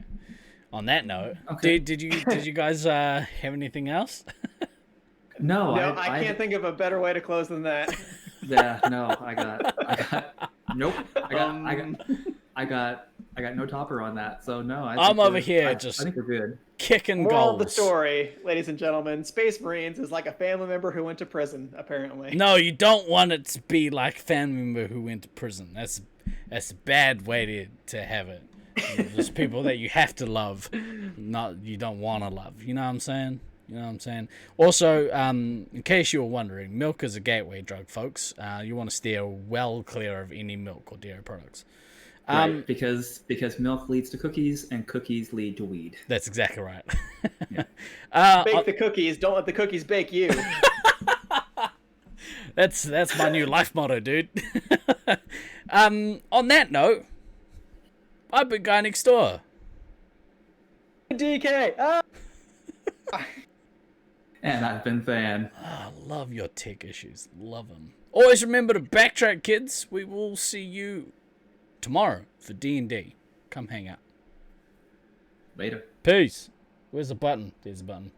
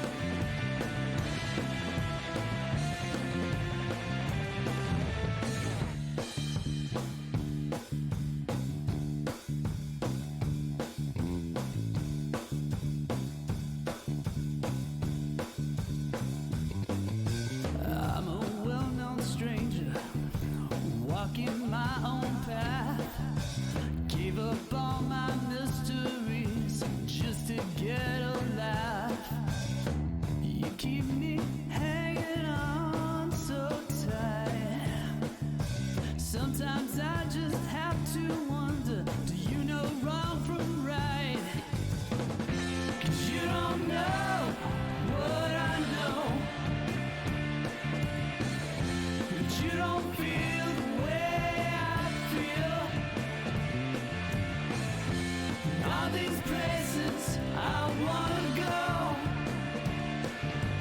Makes me wonder if my looks could kill.